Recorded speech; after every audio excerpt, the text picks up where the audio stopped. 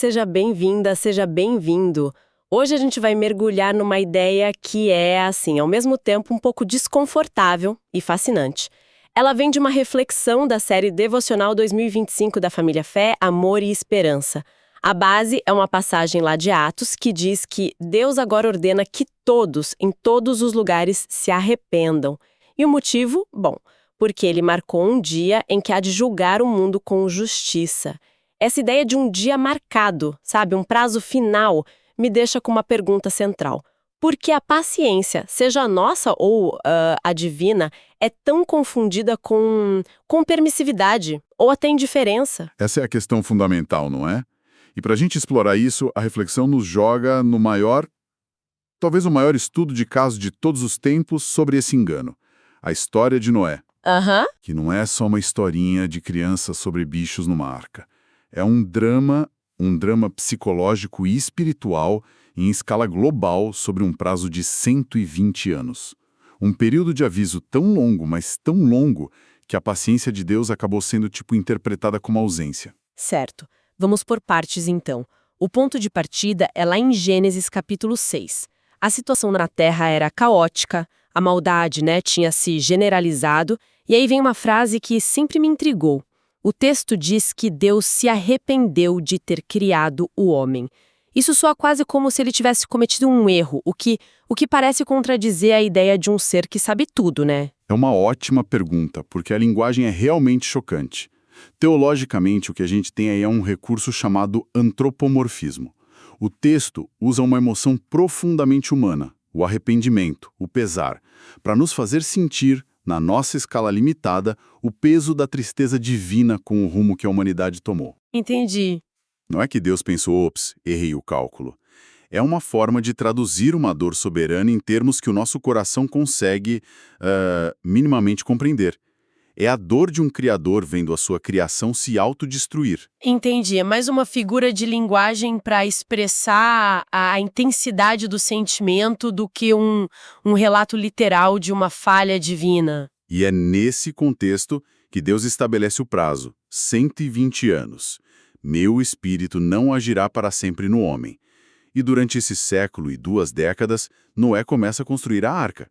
Mas ele não era só um carpinteiro, certo? Longe disso. É um ponto que a análise faz questão de frisar e cita o apóstolo Pedro. Ele se refere a Noé como um pregador da justiça. Um pregador da justiça, exato. Imagina a cena. Por 120 anos ele não está só cortando madeira. Ele está falando, explicando, alertando. Cada martelada era parte da mensagem, sabe? A arca era, como você até já comentou, um outdoor gigante e bizarro no meio de um lugar seco. Mas a pregação era também verbal, constante. Eu fico tentando imaginar a cena socialmente. No primeiro ano, talvez as pessoas ficassem curiosas, né? O que esse maluco do Noé tá fazendo. No 10º ano, já vira piada. No 50º ano, ele já é só o velho da arca. Faz parte da paisagem. Depois de 100 anos, as crianças já nasciam e cresciam vendo aquela construção e ouvindo as histórias do bisavô que alertava sobre uma chuva que nunca chegava. O aviso se normalizou a ponto de se tornar invisível. Exatamente. E o que é mais impressionante, e que essa reflexão traz à tona, é que o aviso não estava só em Noé. Tinha um eco geracional. O avô de Noé, Enoque, já havia profetizado sobre um juízo que estava por vir. Havia uma linha de testemunho. E isso nos leva à peça mais incrível desse quebra-cabeça. Matusalém, o filho de Enoque. Matusalém, o homem que viveu 969 anos. A gente sempre foca na idade dele como se fosse um recorde olímpico. Mas tem mais nessa história, não tem? Muito mais. E aqui está uma daquelas conexões que mudam a forma como a gente lê a história. O nome Matusalém, segundo os estudiosos do hebraico que o material de referência cita, pode ser traduzido como sua morte trará o derramamento. Espera um pouco. Ou, quando ele morrer, será enviado. Sério? Pense nisso. A própria vida daquele homem era um relógio. Deus não colocou um cronômetro no céu. Ele colocou um homem para caminhar na terra. E a mensagem era clara. Enquanto este homem respirar, a minha paciência está ativa. Quer dizer que que a vida dele era literalmente a contagem regressiva É isso aí. de arrepiar. E quando ele morreu, A cronologia bíblica indica que ele morreu no ano do dilúvio. Mas a conexão que o devocional faz é ainda mais precisa. Lembra daqueles 7 dias em que Noé e a família já estavam dentro da arca com a porta fechada, mas a chuva ainda não tinha começado? lembro, sim. A tradição judaica resgatada nessa análise sugere que esses foram os 7 dias de luto oficial pela morte de Matusalém. Nossa, O relógio humano parou e Deus concedeu uma semana de luto antes que o juízo começasse. uau! Eu nunca tinha ouvido essa conexão. Isso é incrivelmente poético e trágico ao mesmo tempo. O fim da vida do homem mais velho do mundo foi o sinal final. Então, assim, não era falta de aviso. Tinha uma pregação verbal, uma construção monumental e um relógio humano ambulante. E ainda assim, não funcionou. Não funcionou, e isso nos leva diretamente para o coração da nossa questão inicial. A paciência foi tão longa, tão estável, que foi confundida com inércia. Tá, essa história é impressionante, com esse relógio humano e tudo, mas aconteceu há milênios. Como que se conecta essa arca de madeira com os nossos desafios e a nossa psicologia hoje? Sem soar só como uma lição de moral antiga. A conexão é feita através de um princípio atemporal da natureza humana, que está descrito em Eclesiastes. O texto diz algo como: visto que a sentença sobre uma má obra não se executa depressa, o coração dos filhos dos homens está inteiramente disposto para praticar o mal. É a perigosa ilusão da impunidade. Isso me lembra de quando eu era criança e minha mãe dizia: quando seu pai chegar em casa você vai ver. A consequência era tão distante que não me impedia de continuar fazendo bagunça no presente. Parece que a humanidade na época de Noé agiu da mesma forma, mas por 120 anos. O pai estava demorando muito para chegar. É uma analogia perfeita. E essa ilusão nos força a olhar para a natureza de Deus de uma forma mais complexa. A reflexão cita uma passagem de Êxodo que é fundamental. Ali, Deus é descrito como compassivo, clemente, longânimo e grande em benignidade e verdade, mas que ao culpado não tem por inocente. Verdade. As pessoas tendem a escolher um lado dessa descrição, né? Ou um Deus só de amor e perdão, ou um Deus só de juízo e ira. O texto argumenta que ele é os dois simultaneamente. E não tem contradição nisso. É como um bom pai, que ama incondicionalmente, mas que também estabelece regras e consequências para o bem do filho. O amor sem justiça vira conivência e a justiça sem amor vira tirania. Exatamente. E a palavra-chave que o apóstolo Pedro usa e que a reflexão destaca é longanimidade. É uma palavra antiga, mas a ideia é poderosa. Significa literalmente longo ânimo, uma paciência estendida ao extremo. Longo ânimo? Isso, a longanimidade de Deus não é um sinal de fraqueza ou indiferença. É uma ferramenta de misericórdia. É a corda que ele joga para o resgate, dando o máximo de tempo possível para que alguém a segure. O problema da geração de Noé foi que eles olharam para a corda balançando por 120 anos e presumiram que ela ficaria ali para sempre. A paciência de Deus não é, então, um relógio quebrado, mas um relógio em contagem regressiva. E o texto usa uma imagem forte para isso. A ampulheta foi virada, a areia está caindo, mesmo que a gente não esteja olhando. E a contagem não é secreta. No caso de Noé, foi anunciada.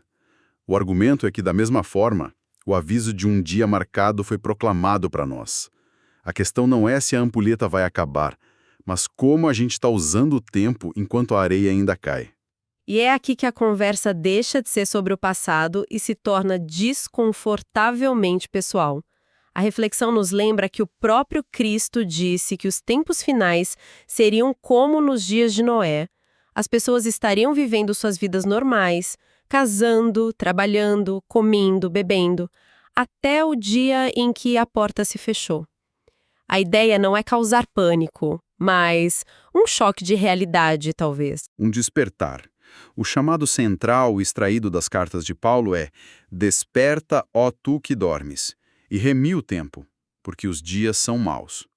E a gente precisa desempacotar essa expressão, remir o tempo. Isso não tem nada a ver com as técnicas de gestão de tempo que vemos por aí nos livros de produtividade. Não é sobre usar o método Pomodoro ou ter uma agenda mais colorida, então. Definitivamente não. Remir, no original, tem a ideia de comprar de volta. É como resgatar algo que foi perdido ou vendido. A ideia é comprar de volta o tempo que, por padrão, seria desperdiçado em trivialidades, ansiedades ou distrações e investi-lo conscientemente em coisas de valor eterno. Nossa, é um conceito poderoso. É quase um hack de produtividade espiritual. A psicologia nos ensina que a gente valoriza mais o que é escasso, o princípio da escassez. A fonte está aplicando isso à nossa existência. Ao entender que o tempo é nosso recurso mais finito, a gente o compra de volta da vala comum da procrastinação. Viver com a consciência daquele dia marcado no horizonte. E o texto nos desafia com uma pergunta. Podemos ser uma geração de cumprimento? E menciona um detalhe que eu não conhecia. Noé era da 10ª geração desde Adão. E através daquela 10ª geração, uma nova ordem foi estabelecida na Terra. Isso nos joga a responsabilidade de pensar sobre qual é o papel da nossa geração no quadro geral. E é aí que a reflexão final nos atinge. Ela não nos dá respostas fáceis, mas nos deixa com perguntas diretas para levar para casa. Como estamos vivendo em preparação para esse dia? Não no sentido de construir um bunker, mas de cultivar um caráter. Estamos aproveitando ao máximo o tempo que nos foi dado. O objetivo, claro, não é induzir uma vida de ansiedade paralisante, mas uma vida com intencionalidade radical. Uma vida vivida com o fim da história em mente, o que paradoxalmente parece ser a única forma de dar um significado real ao presente. Precisamente, saber que há um destino final e uma prestação de contas dá peso e valor a cada momento. Transforma o ordinário em extraordinário, porque cada ato, cada palavra, é parte de uma narrativa muito maior que a nossa própria vida. Então, se a gente fosse resumir a jornada que fizemos hoje, o que tiramos de tudo isso? A mensagem principal que essa reflexão nos traz é que a existência de um dia marcado não é uma ameaça, mas uma moldura. A história de Noé não é só um conto sobre um desastre climático. É um arquétipo sobre a paciência divina, a seriedade das escolhas humanas e a importância de viver com os olhos abertos, sabendo que o tempo é nosso bem mais precioso e finito. E se olharmos para o quadro geral, essa ideia de contagem regressiva não precisa ser uma fonte de medo. Pode ser, na verdade, a maior das motivações. A gente vive a maior parte do tempo sobre a ilusão de que somos imortais, sabe? De que sempre haverá um depois para consertar as coisas, para dizer o que precisa ser dito, para se tornar quem deveríamos ser. Verdade. Saber que o tempo é finito nos liberta dessa ilusão. Nos inspira a viver de forma mais autêntica, a amar mais profundamente e a alinhar nossas ações diárias com um propósito que nos transcende. É o que transforma a procrastinação em ação e a apatia em paixão. A consciência da finitude é o que dá valor à vida. Sim. Em vez de nos paralisar, a certeza de um dia marcado pode nos libertar para viver a vida que realmente importa, com foco no que é eterno e não no que é meramente urgente ou passageiro. E, para terminar, eu deixo uma reflexão que essa análise inspira, mas não responde diretamente.